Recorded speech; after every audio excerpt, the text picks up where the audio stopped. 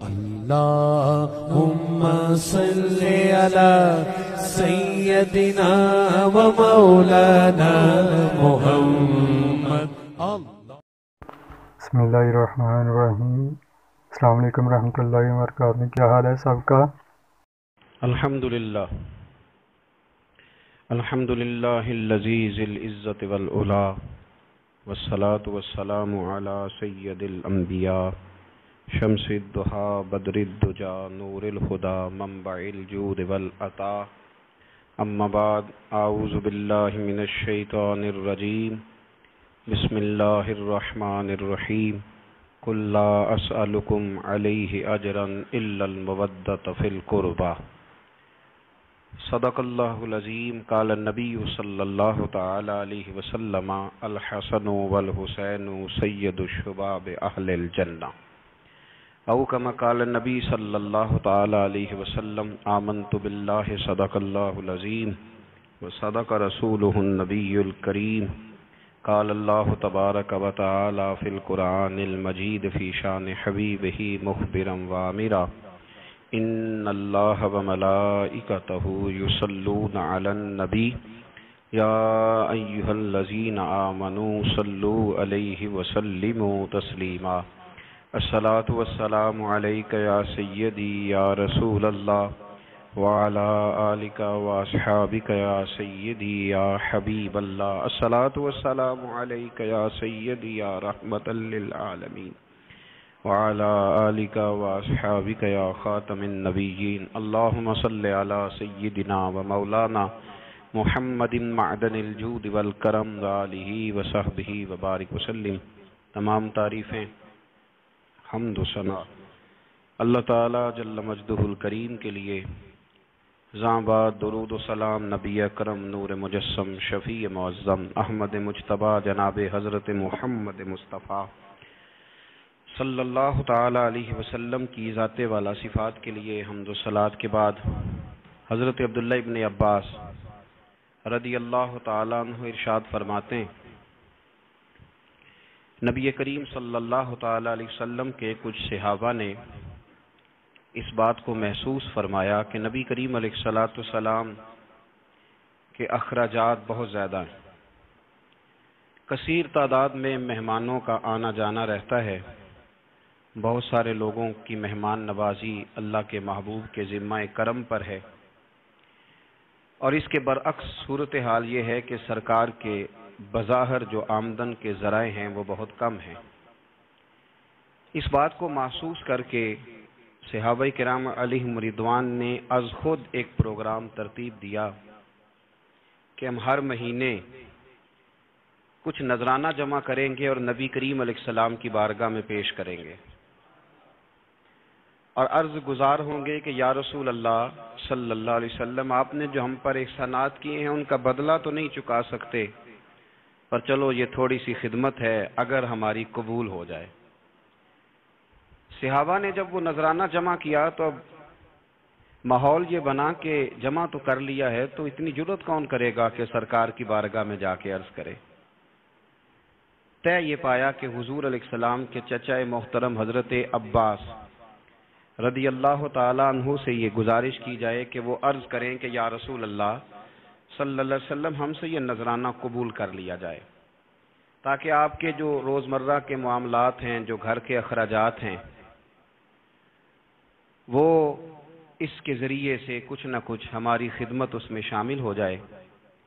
حبیب لبیب سید عالم صلی اللہ علیہ وسلم کی عالی مرتبت خدمت میں حضرت عباس نے جب وہ نذرانہ پیش کیا اور صحابہ کرام علیہم رضوان کی اس خواہش کا اظہار کیا اور بڑے درد مندانہ انداز میں عرض کیا کہ یا رسول اللہ، آپ کا وہ کاشانہ نور ہے کہ جو بھی آتا ہے وہ جھولی بھر کے ہی جاتا ہے، ہر ایک کو ملتا ہے، لیکن یا رسول اللہ ظاہراً کوئی ذرائع ہمیں نظر نہیں آتے، دل کرتا ہے کہ ہم خالصتاً آپ کی کچھ خدمت کر سکیں. تو حضور کچھ جواب دینے ہی والے تھے کہ اللہ تعالیٰ نے قرآن مجید نازل فرما دیا. کہا محبوب کل ان سے فرما دیجئے لا اسألکم علیہ اجرا. گویا طائف میں پتھر کھانے سے لے کر احد میں دانت شہید کرانے تک میں نے تمہارے لیے بڑا کچھ کیا ہے، پر میں تم سے کوئی اجر نہیں مانگتا۔ میں نے تمہارے لیے بڑا کچھ سہا ہے، پر میں تم سے کوئی سوال نہیں کرتا۔ ہاں اگر کچھ کرنا ہے نا تو الا المودۃ فی القربى، میرے جو قریبی ہیں نا ان سے پیار کرتے رہنا، ان سے پیار کرنا۔ یا رسول اللہ وہ کون ہے؟ تو نبی پاک نے فرمایا علی، فاطمہ اور ان دونوں کی اولاد، ان سے پیار کرتے رہنا۔ لا اسألکم علیہ اجرا، میں تم سے کوئی اجر نہیں مانگتا، پر یہ جو میرے قریبی ہیں نا، اصلا نال جے نیکی کریے اور نسلا تاک نہیں پول دے تے بے اصلا نال نیکی کریے تے پھول کنڈیا نال تول دے، ان سے پیار کرنا۔ میرے رسول کریم علیہ السلام نے نا اپنی اہل بیت کو ہمارے لیے نمونہ بنا کے چھوڑا ہے۔ ان کی محبت ضروریات دین کا حصہ ہے۔ ایک شخص بالغ ہونے سے لے کر انتقال تک کوئی نماز قضا نہ کرے، ہر سال زکوٰۃ دے اور ہر سال حج کرے، حقوق العباد کا ایک ذرہ بھی ضائع نہ کرے، لیکن مر جائے اہل بیت کے بغض پر، تو وہ جنت میں نہیں جائے گا، وہ جہنم میں جائے گا۔ اس کی کوئی نماز، اس کی کوئی زکوٰۃ، اس کا کوئی حج اللہ کی بارگاہ میں قبول نہیں۔ لیکن کمزوریاں رہ جائیں، کوشش کرتا رہے، کمزوریاں رہ جائیں، پر حسنین کریمین سے پیار کرتا جائے، ان کی ماں سے، ان کے والد سے محبت کرتا جائے، تو میرے محبوب نے فرمایا مم مات علی حب آل محمدن مات شہیدا، جو آل محمد کی محبت میں دنیا سے گیا وہ سادہ نہیں گیا، وہ تو شہادت کی موت مرا ہے، تو شہید ہو کے دنیا سے گیا۔ اہل بیت کا اسوہ نور ان کی محبت ضروریات میں سے ہے۔ رسول کریم علیہ السلام نے فرمایا، جامع ترمذی میں موجود ہے، فرمایا میں جا رہا ہوں پر تمہیں دو بڑی بھاری بڑی وزنی چیزیں دے کے جا رہا ہوں۔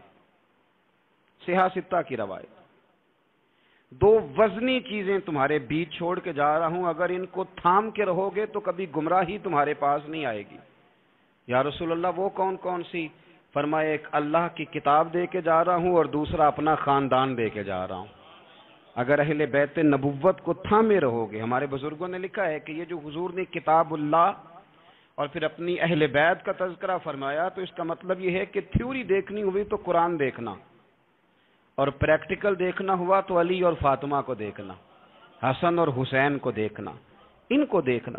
نبی کریم علیہ الصلوۃ والسلام کے اہل بیت مینارہ نور ہیں، ان کی محبت، ان کا پیار کیوں بھلا؟ اس لیے کہ یہ وہ خوبصورت لوگ ہیں جن کو خود میرے نبی پاک نے تراشا ہے۔ ان کی سیرت میں جتنے رنگ ہیں وہ رسول کریم نے خود بھرے ہیں۔ ان کی ایک ایک بات کا خیال نبی پاک نے رکھا ہے۔ حضور نے از خود انہیں اپنی صحبت عطا کی ہے۔ زیادہ دور نہیں تھا سیدہ فاطمہ کا گھر، مسجد نبوی کے ساتھ تھا۔ اللہ کے رسول دن میں 2 دفعہ جایا کرتے تھے، پھر بھی کبھی کبھی فرماتے فاطمہ میرا دل کرتا ہے آج میں رات تیرے گھر میں قیام کروں، تو سیدہ فاطمہ الزہرا فرماتی ہیں کہ آمنہ کے لال اس طرح بھی میرے گھر میں قیام کرتے تھے کہ حضور چارپائی پہ لیٹتے تھے تو ایک کندھے پہ امام حسن کا سر ہوتا تھا اور دوسرے پہ امام حسین کا سر اقدس ہوتا تھا، اور فرماتی ہیں رات کو کبھی حسنین کریمین دودھ مانگتے تو میں اٹھتی دودھ دینے کے لیے، تو حضور فرماتے لیٹ جاؤ آج میرے ساتھ سوئے ہیں تو دودھ بھی میں ہی پلاؤں گا، تو محبوب اٹھتے ان کے لیے دودھ لاتے برتن سے نکال کے۔ حضور نے انہیں وقت دیا اور پھر ان کی چھوٹی چھوٹی چیزوں کا خیال رکھا۔ صحیح بخاری میں موجود ہے، تربیت پر توجہ دی۔ امام حسین تشریف لائے، ابھی عمر مبارک 7 سال کے قریب تھی، مسجد نبوی میں صدقے کی کھجوروں کا ڈھیر لگا ہوا تھا۔ چھوٹا بچہ جو ہوتا ہے نابالغ، اس پر شریعت کے احکامات نہیں آتے۔ صدقے کی کھجوروں کا ڈھیر تھا مسجد نبوی میں۔ یہ تربیت ہے، یہ ٹریننگ ہے جو اللہ کے محبوب نے خود انہیں عطا فرمائی۔ صدقے کی کھجوروں کا ڈھیر تھا، امام حسین حضور کے ساتھ آئے تو امام علی مقام نے ایک کھجور اٹھا کے منہ میں رکھ لی۔ شارحین نے لکھا ہے لگتا یہ ہے کہ کئی دنوں کی بھوک تھی، چونکہ یہ فاقہ اہل بیت کا بڑا محبوب ہے۔ مجبور نہیں تھے، وہ تو خزانوں کے مالک تھے، پر غریبوں سے محبت کی وجہ سے فاقے کیا کرتے تھے، یہ ان کی پسند ہے فاقہ کرنا۔ تو ایک کھجور امام علی مقام نے رکھ لی تو اللہ کے رسول نے گلے میں انگلی ڈال کے نکال دی، فرمایا حسین یہ صدقہ ہے، یہ میری اہل بیت کے لیے درست نہیں ہے۔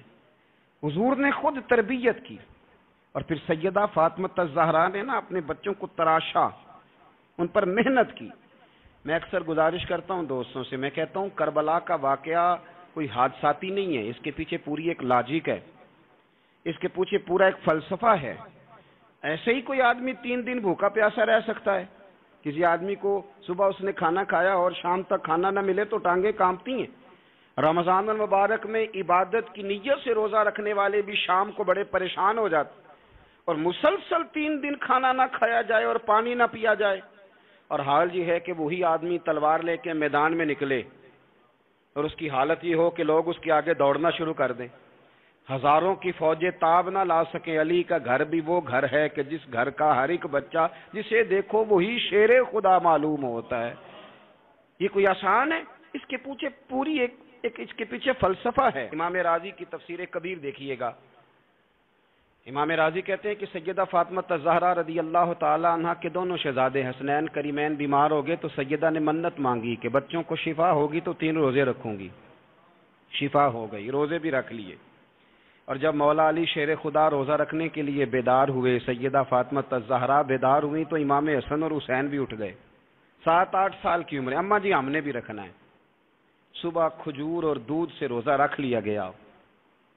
این افطاری کے وقت مولا علی کہتے ہیں فاقے چل رہے تھے، کہیں سے میں جوں لایا تھوڑے سے، سیدہ فاطمہ الزہرا نے پیس کر روٹیاں پکائیں۔ وہ وقت جو بڑا مشکل ہوتا ہے افطار کا، کہتے ہیں اس وقت جب کھانے کے لیے بالکل ہاتھ آگے بڑھنے لگے اور امید تھی کہ ابھی سیدنا بلال اللہ اکبر کہیں گے تو روزہ کھلے گا، لیکن ابھی چند ہی منٹ رہتے تھے کہ دروازے پر ایک فقیر نے صدا دی، کہنے لگا سارے مدینے کے دروازے کھٹکھٹا آیا ہوں، قحط ہے، فاقہ ہے، اے رسول اللہ کے خاندان والو، میں یتیم ہوں، کسی نے بتایا ہے کہ اور کوئی دروازہ کھلے نہ کھلے سیدہ کا دروازہ تیرے لیے ضرور کھلے گا، کیا یتیم کو روٹی ملے گی؟ تو حضرت مولا علی نے بچوں کی طرف دیکھا ہی تھا کہ امام حسن ساری روٹیاں جا کے دروازے پہ دے آئے، کھجور اور پانی سے افطار ہو گیا۔ صبح پھر کھجور اور دودھ سے روزہ رکھا۔ امام راضی کہتے ہیں این وہ وقت جب افطار کا ٹائم آیا تو پھر دروازے پہ کسی نے صدا دی، کہا رسول اللہ کے خاندان والوں میں مسکین ہوں، رات سے روٹی کھائی ہے، نہ صبح کھا سکا نہ دوپہر، کسی نے بتایا ہے کہ اس دروازے سے خالی کوئی نہیں جاتا۔ امام حسن نے پھر سارا لنگر اٹھایا اور پھر جا کے دے دیا۔ تیسرا دن پھر ہوا، مجھے لگتا ہے کہ جب افطار کا ٹائم آیا ہوگا نا تو یہ خود ہی سارے دروازے پہ دیکھتے ہوں گے، یہ کوئی آیا نہیں لینے والا ابھی تک، لگتا ہے کہ نظریں دروازے پہ تھیں۔ این افطار کے وقت 3 روٹیاں جب جوں کی پک کے آئی، ایک بھکاری نے صدا دی، کہنے لگا میں قیدی ہوں، آج ہی قید سے رہائی ملی ہے، پہلے دن کسی کے دروازے پہ صدا ملی ہے، دی ہے روٹی ملے گی۔ امام حسن وہ کھانا دے کے واپس لوٹے، کھجور اور پانی سے افطار ہوا، اور جیسے ہی مسجد نبوی میں تینوں باپ بیٹا نماز پڑھنے گئے تو مولا علی کہتے مجھے بتانا نہیں پڑا، رسول کریم نے میری طرف دیکھ کے فرمایا علی تیرا، فاطمہ کا، حسن اور حسین کا 3 دن والا عمل خدا کو بھی بڑا پسند آیا ہے اور محمد مصطفیٰ کو بھی بڑا پسند آیا، وہ بڑا پسندیدہ عمل۔ میں کہتا ہوں کہ حضرت فاطمہ نے نا ان کی تربیت پہلے ہی کر دی تھی، 3 دن بغیر افطار کے روزہ رکھنے کی، وہ ٹریننگ گھر سے ہو چکی تھی۔ اب میدان کربلا میں 3 دن بھوکا پیاسا رہنا ان کے لیے مشکل نہیں تھا، وہ تو ان بچوں کے لیے مشکل ہوتا ہے جو کھانا دیر سے پکنے سے برتن توڑنے شروع کر دیتے ہیں۔ وہ بچے بلیک میل ہوتے ہیں جن کو ایک وقت ان کے پسند کا کھانا نہ ملے تو وہ گھر میں جو ہے وہ ادھم شروع کر دیتے ہیں، جن کی ماں نے عادت ڈالی ہو کہ بیٹا 3 دن بھوکے پیاسا رہنا ہوا تو رہ لینا، لیکن کسی بھی باطل کے ساتھ کمپرومائز نہ کرنا، ان کے لیے اتنا مشکل نہیں تھا۔ ان کی تربیت ہوئی، ان کی ٹریننگ ہوئی، پھر اللہ نے ان کی سیرت میں رنگ بھرے، ان کے کردار میں حسن آیا، وقار آیا۔ حضرت امیر معاویہ رضی اللہ تعالیٰ عنہ نے ایک شخص کو بھیجا مدینہ منورہ شام سے، تو اس نے کہا میں نے امام حسین سے ملنا ہے، تعارف کیا ہے؟ جناب امیر معاویہ فرمانے لگے مسجد نبوی میں جانا جس کے گرد لوگ سب سے زیادہ ادب سے بیٹھے ہوں، اور جس کی باتیں سب سے زیادہ میٹھی ہوں اور جس کی نظریں سب سے زیادہ جھکی ہوں اور جس کے چہرے پر تمہیں سب سے زیادہ وقار نظر آئے وہی علی کے بیٹے حسین ہوں گے. جو سب سے زیادہ تمہیں وہاں ماحول کے اندر جو شخص نظر آئے پوچھنے کی ضرورت نہیں پڑے گی. وہ شخص کہتا میں مدینے آیا تو میں نے واقعی ایک شخص کو دیکھا کہ شہد کے گرد مکھیوں کا اتنا ہجوم نہیں ہوتا جتنا امام حسین کے گرد رسول اللہ کے غلاموں کا ہجوم تھا، لیکن نظریں جھکی ہوئی، باتیں میٹھی، لہجہ گداز گداز، لفظوں میں رانائی، اور لوگ کئی باتیں پوچھتے تو علی کے صاحبزادے ایک آدھ جملہ بولتے تو لگتا یہ کہ وہ جملہ سیدھا دل میں اترتا چلا جاتا ہے. امام علی مقام کے کردار میں نا کچھ باتیں بڑی زیادہ تھیں، بہت زیادہ تھیں، بڑا حسن تھا. ایک بات تو یہ تھی امام حسین رضی اللہ تعالیٰ عنہ کا علم و فضل بڑا کمال کا تھا. ایک دفعہ صحابہ میں مسئلہ بن گیا کہ بچہ پیدا ہوتا ہے تو اس کا وظیفہ کیسے لگانا ہے. امام حسین کا علم و فضل بتا رہا ہوں، علم و فضل. تو بات بڑی پیچیدہ ہو گئی.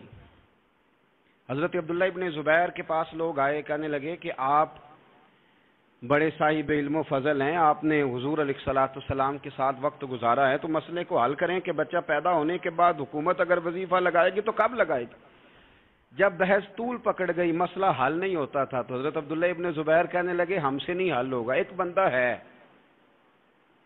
جس کے سینے میں رسول اللہ صلی اللہ تعالی علیہ وسلم کے نور نبوت کا فیضان ہے، وہ یہ مسئلہ حل کریں گے. تو کہا وہ کون سے؟ آپ فرمانے لگے جب ہم سے مسائل حل نہیں ہوتے تو ہم ان کے علم سے فائدہ اٹھاتے ہیں. کہا کون ہے؟ کہا جناب امام حسین. تو لوگ حضرت امام حسین کے پاس گئے کہ حضرت یہ ایک مسئلہ الجھ گیا ہے کہ بچہ پیدا ہو تو وظیفہ کب لگانا ہے. فرمایا الجھنے والی بات ہی کوئی نہیں، پیدا ہونے کے بعد جب وہ پہلی دفعہ آواز نکالے تو اس کا وظیفہ لگا دو.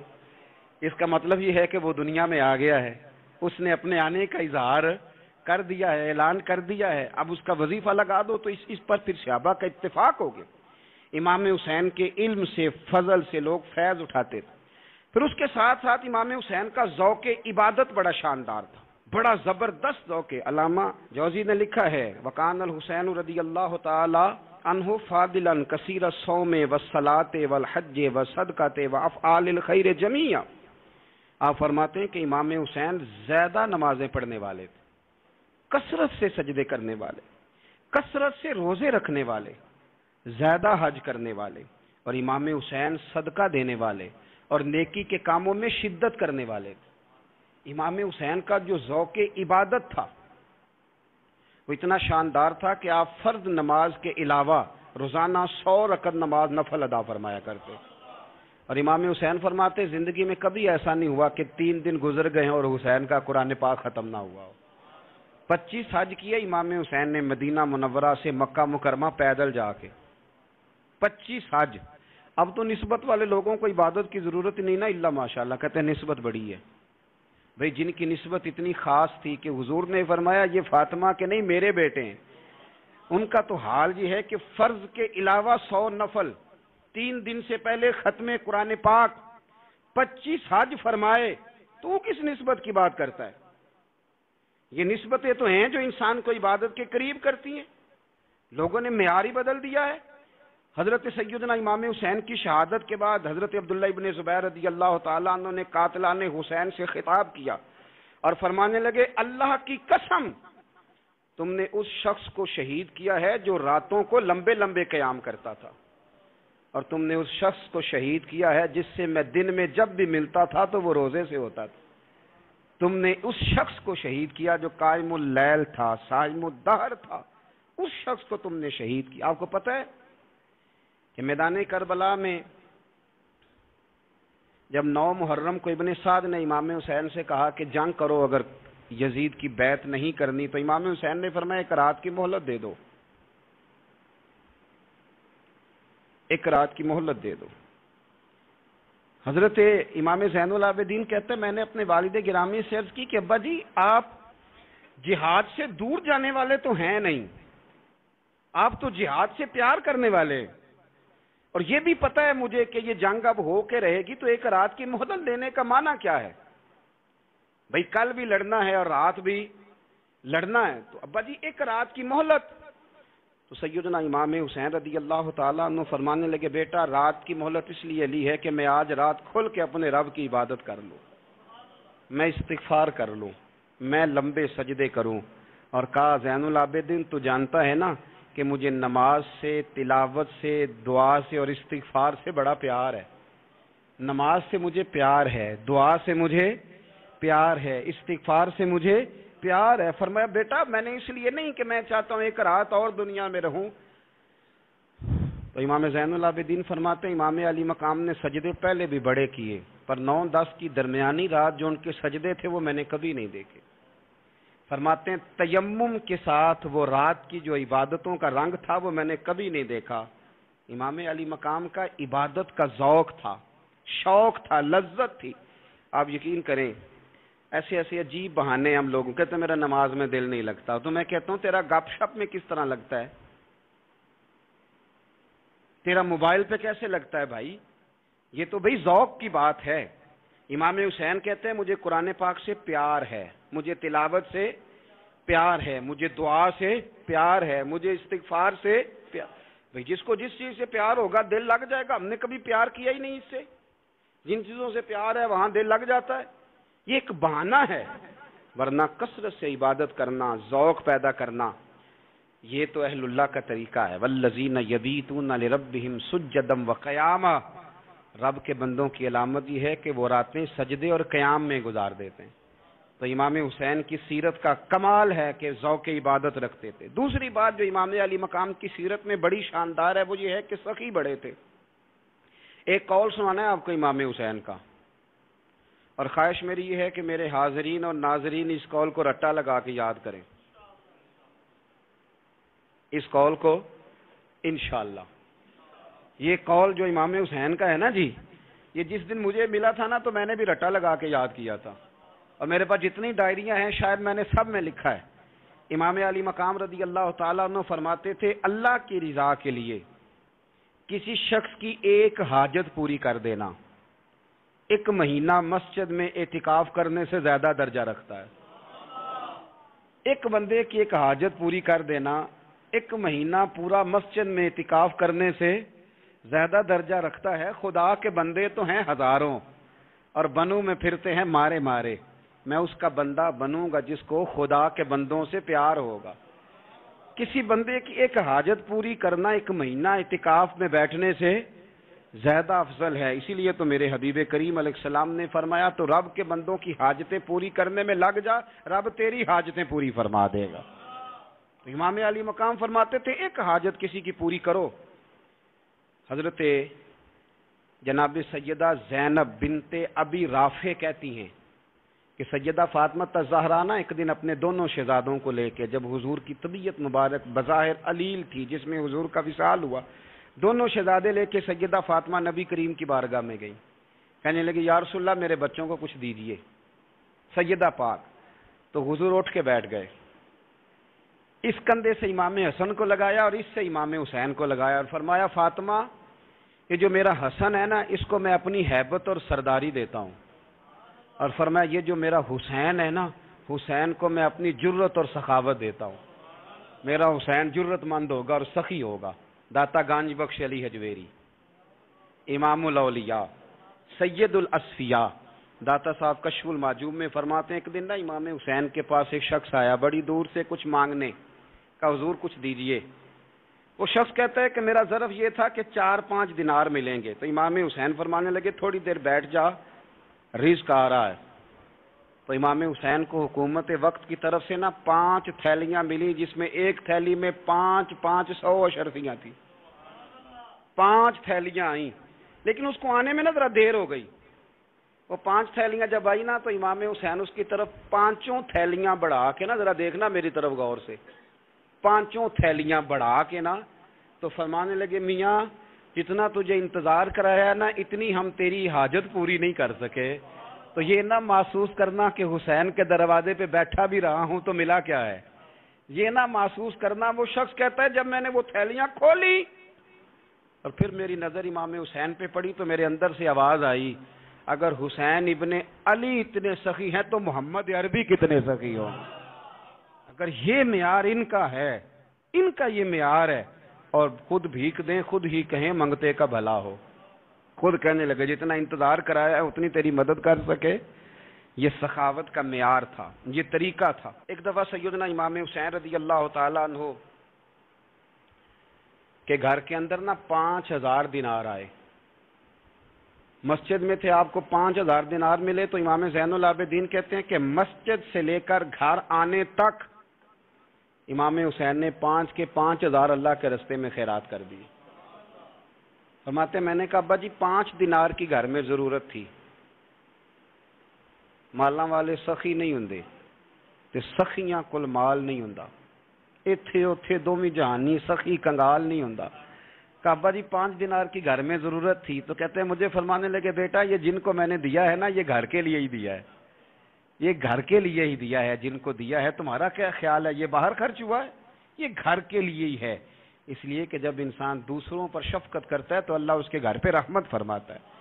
امام حسین کے مزاج میں پہلی بات میں نے ذوق عبادت کی عرض کی، دوسری بات عرض کر رہا ہوں کہ صحابہ حضرت اسامہ بن زید بڑے پیارے ہیں میرے نبی کریم کے، بڑے پیارے۔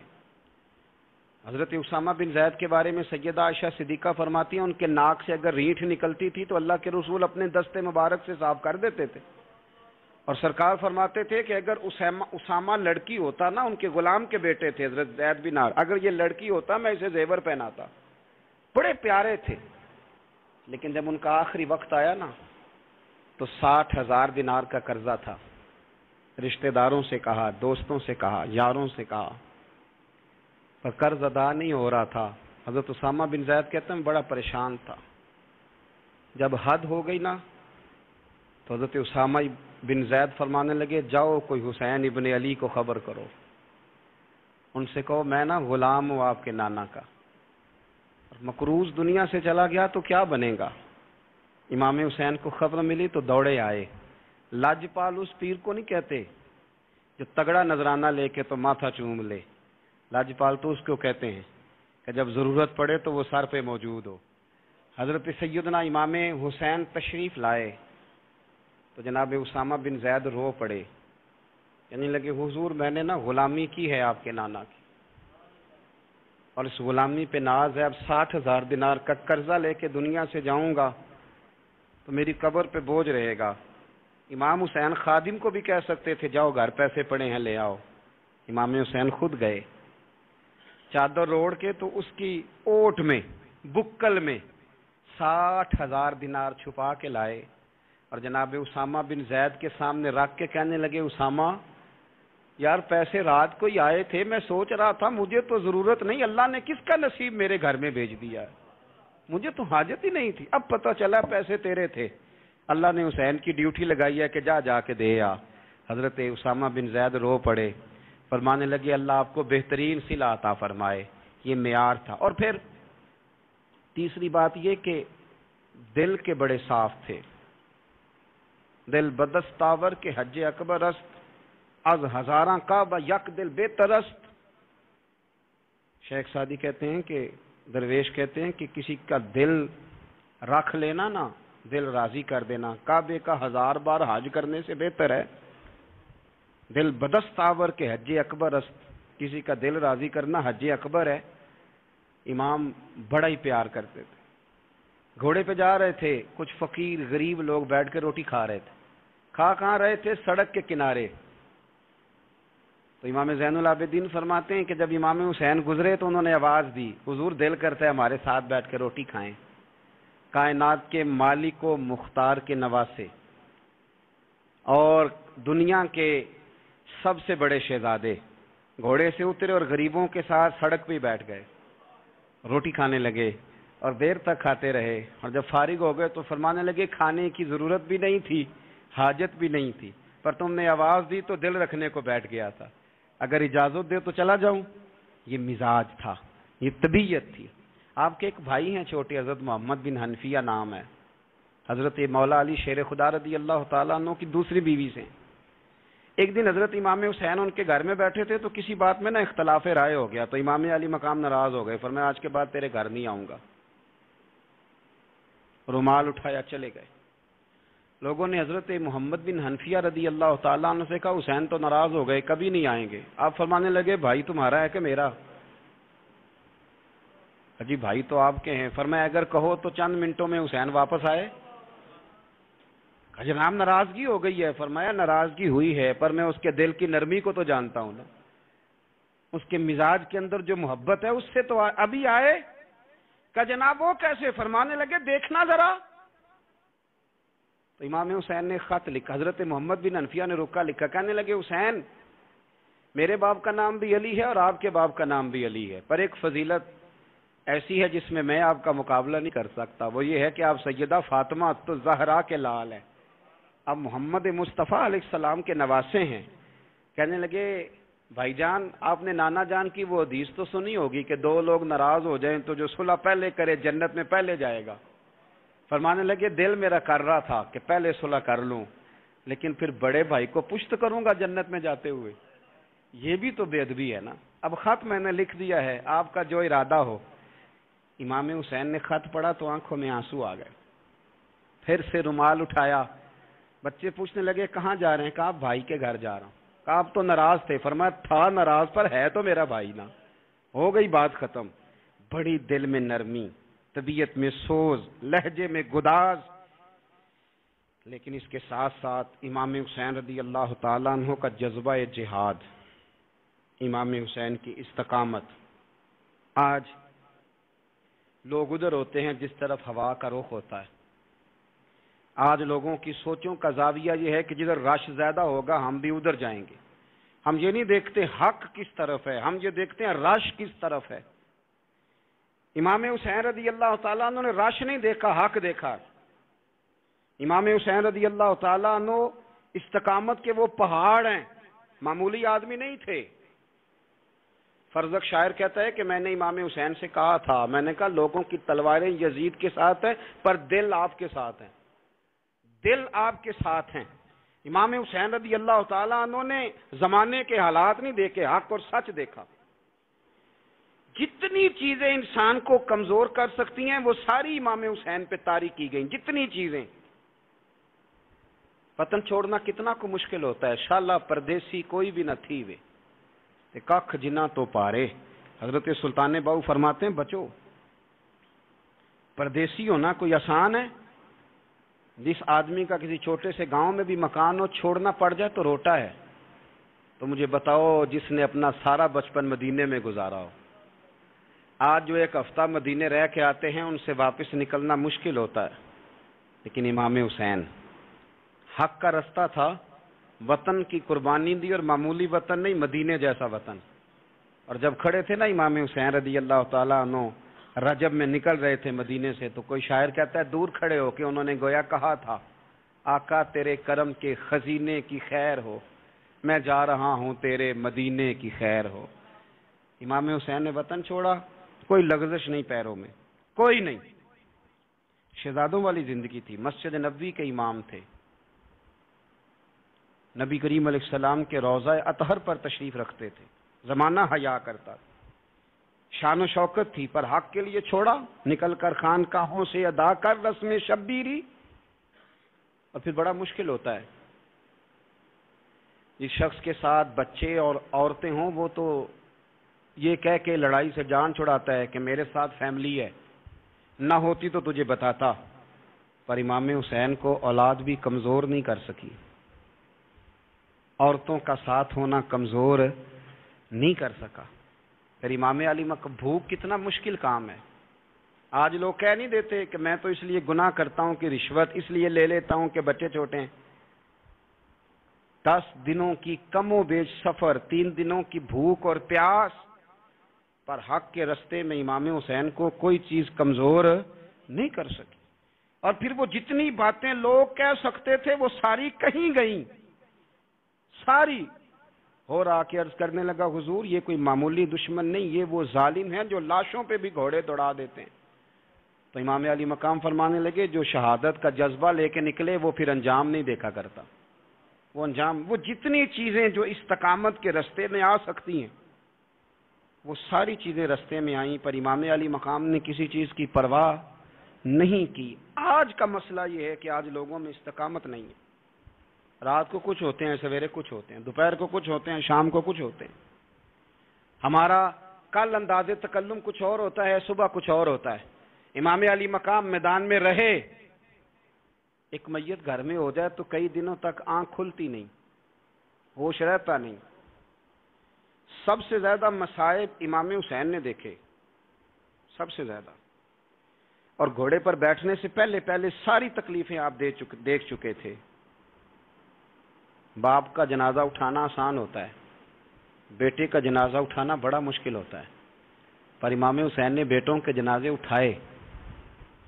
حضرت علی اصغر کی لاش کو امام حسین نے اپنے دستے مبارک سے دفن کیا، اور جناب علی اکبر کی میت کو جب آپ اٹھا کے لا رہے تھے تو سیدہ زینب فرماتی ہیں کہ مجھے یوں کبھی لگتا تھا حسین کا قد بڑا ہے اور کبھی لگتا تھا علی اکبر کا قد بڑا ہے، اور فرماتی ہیں کہ پھر حضرت قاسم بن حسن کو بھی وہ اٹھا کے لائے، اور جناب عباس کے وجود سے الگ ہونے والے بازو انہوں نے لا کے حضرت عباس کے وجود کے ساتھ بھی رکھے۔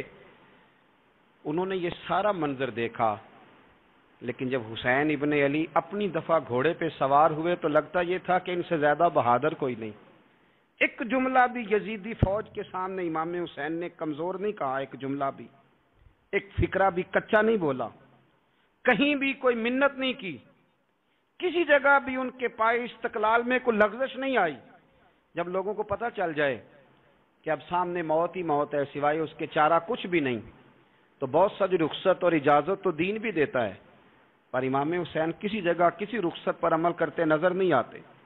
ڈٹ کے بات کی، ڈٹ کے، اور پھر جب میدان میں نکلے، اللہ اکبر، تو ابن سعد کہنے لگا کہ اگر دو دو کر کے ایک ایک کر کے جاؤ گے تو یہ 45,000 کا لشکر سارا حسین کاٹ ڈالے گا، یک بارگی حملہ کرو گے تو بات۔ اتنی استقامت، اتنا۔ آج تو لوگ ڈپریشن کے مریض ہیں، آج تو لوگ ٹینشن کے مریض ہیں، ہر دوسری بات میں لوگ کہتے ہیں وہ بڑا، پر کس بات سے؟ مطلب کیا آپ نے زندگی میں صرف جاب نہیں مل رہی، صرف بیماری آ گئی، صرف خرچہ نہیں گھر میں بڑا کس بات کا ڈپریشن؟